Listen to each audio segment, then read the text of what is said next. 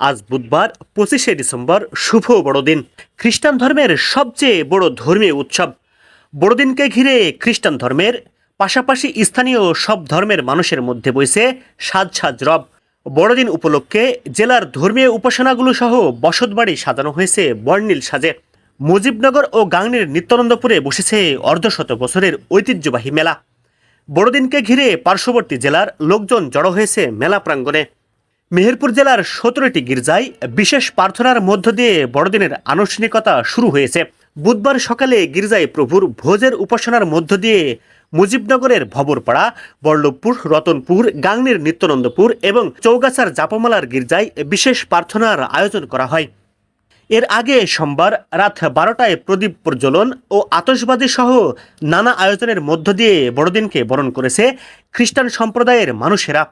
মুজিবনগর ও গাংনীর নিত্যানন্দপুরে বসেছে অর্ধশত বছরের মেলা, যেখানে রয়েছে নাগরদোলা, খই মুড়কি, দই মিষ্টি, খেলনাসহ বিভিন্ন খাবারের দোকান।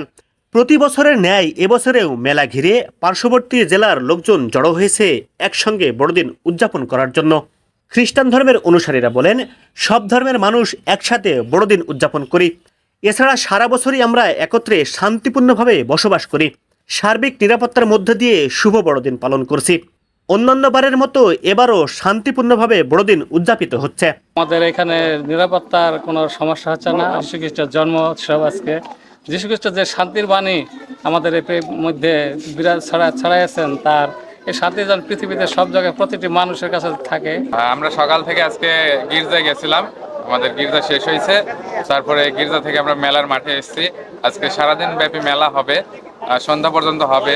অনেক দূর দূরান্ত থেকে মানুষজন আসে, আর এটা অনেক ঐতিহ্যবাহী মেলা।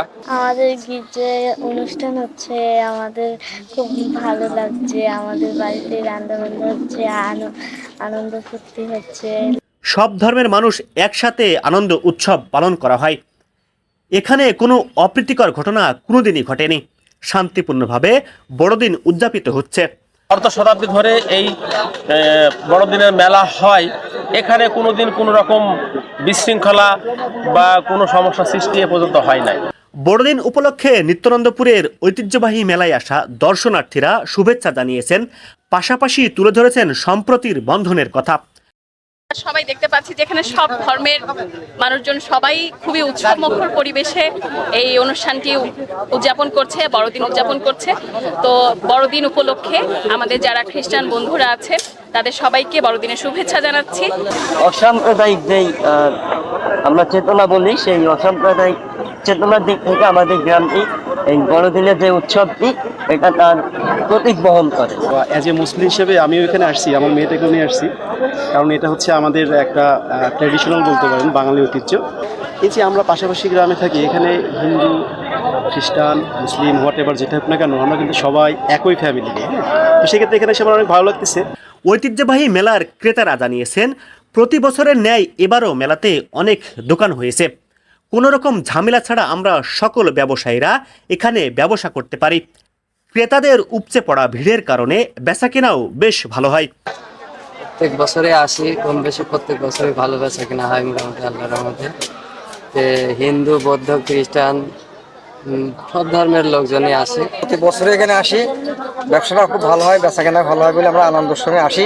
এদিকে বড়দিনকে কেন্দ্র করে মেহেরপুরের অতিরিক্ত পুলিশ সুপার আব্দুল করিম বলেন, বড়দিন শান্তিপূর্ণ করতে সব ধরনের ব্যবস্থা নেওয়া হয়েছে।